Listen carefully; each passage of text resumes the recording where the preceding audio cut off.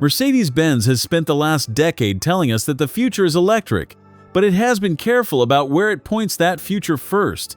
The S-Class, the G-Class, the CLA. Now it has done something nobody quite expected. It has taken the idea of a van, the most practical and least glamorous shape in the entire car world, and decided that this is where it wants to build its most ambitious electric statement. The result is the VLE, and Mercedes is not even calling it a van. It is calling it the Grand Limousine, and after spending real time around it, that name starts to make a lot more sense than it should. What you are looking at is the electric successor to the V-Class, the people mover that has quietly shuttled families and executives around Europe for years.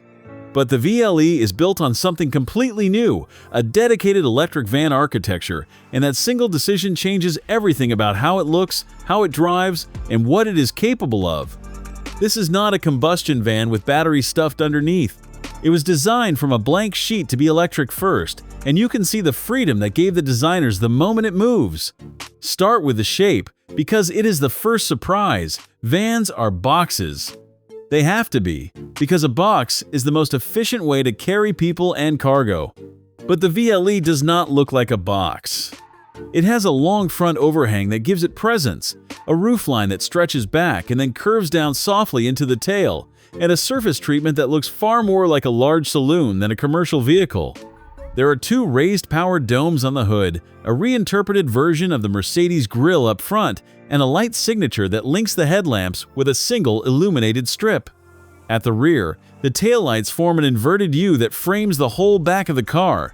This standing star sits proudly on the nose, and all of this styling is not just for show. The VLE slips through the air with a drag coefficient of just 0.25, which is genuinely remarkable for something this tall and this spacious. That number is a big part of why it can do what it does on a charge. Walk up to the side, and the practicality starts to reveal itself. There is an electric sliding door on each side, which means you never have to worry about swinging a heavy door into the car parked next to you, and in a tight city street, that alone is worth a lot.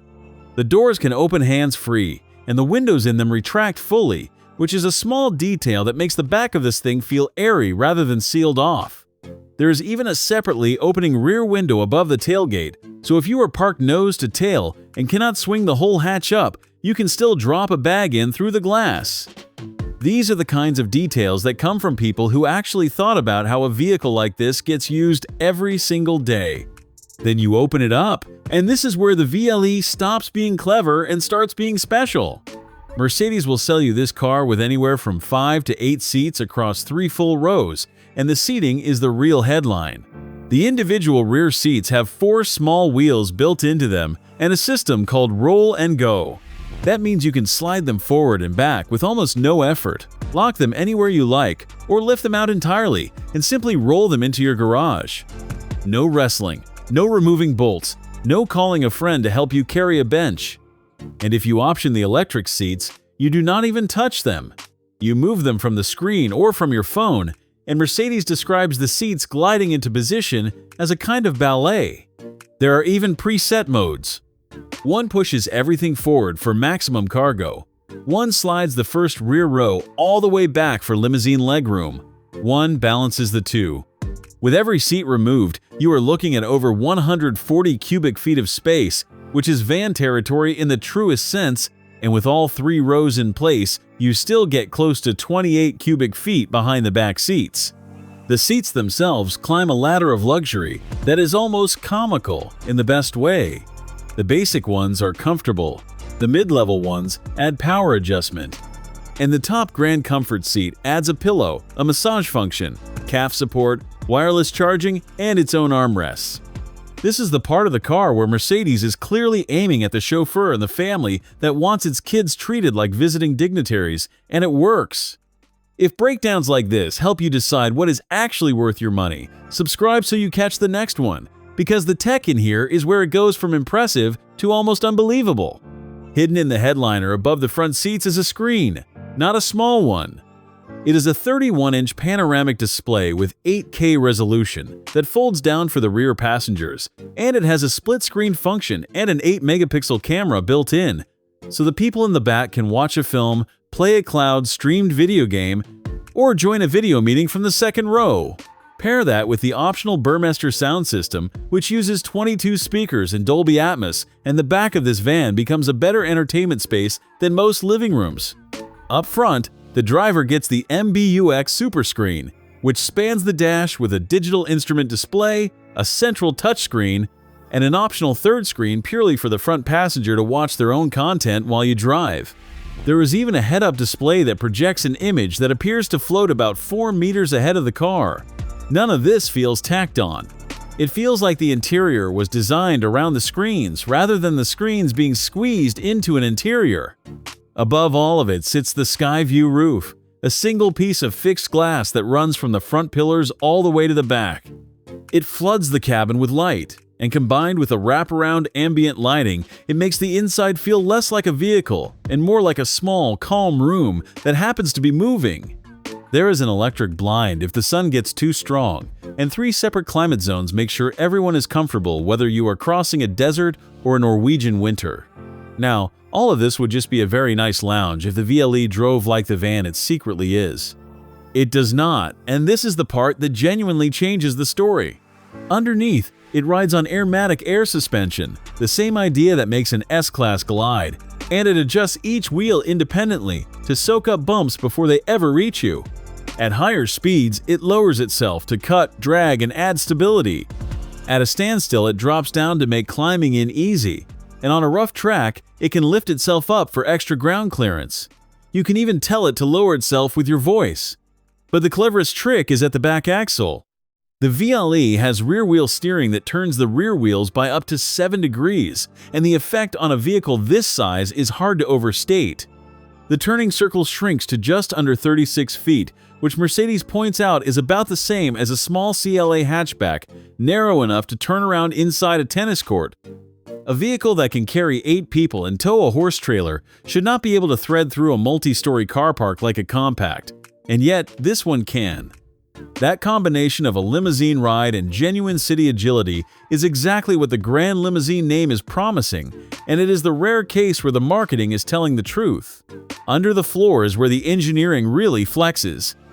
The first model is the VLE 300, which uses a single motor on the front axle, making 268 horsepower.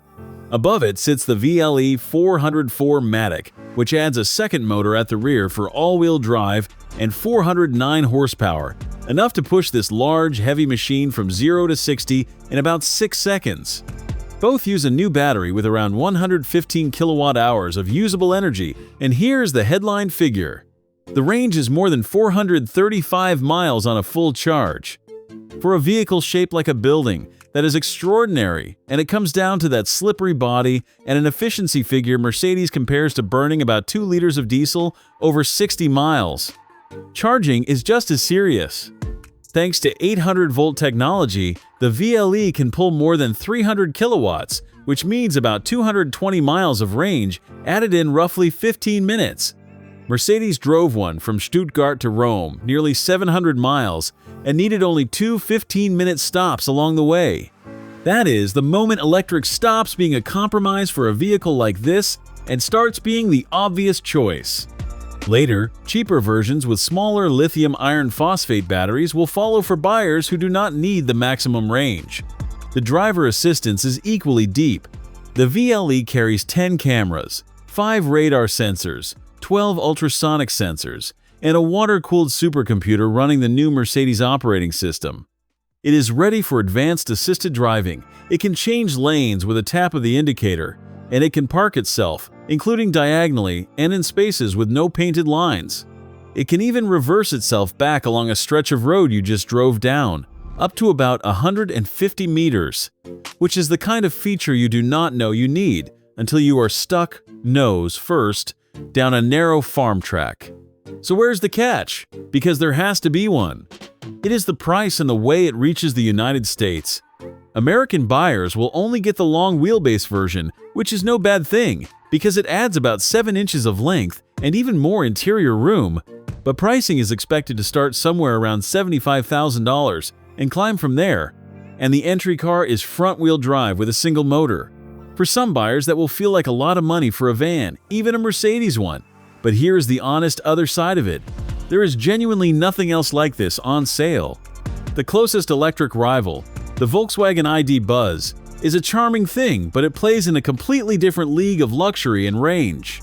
When you measure the VLE against what a comparable S-Class level experience normally costs, and then remember it seats 8 and tows 2.5 tons, the number starts to look less like a splurge and more like a strangely rational one. That is really the whole story of the VLE. It refuses to accept that a van has to feel like a van. It takes the practicality that makes this shape so useful, the sliding doors, the flat floor, the 8 seats, the cavernous space, and it wraps all of it in the ride, the technology, and the quiet confidence of a proper Mercedes flagship. It is spacious without feeling cheap, clever without feeling gimmicky, and efficient without asking you to give anything up. Mercedes set out to invent a new kind of car and gave it a name that sounded like pure marketing. After spending time with it, the surprising part is that the car actually lives up to it. If this is where Mercedes is willing to put its boldest electric thinking, then the next few years of this brand are going to be a lot more interesting than anyone expected.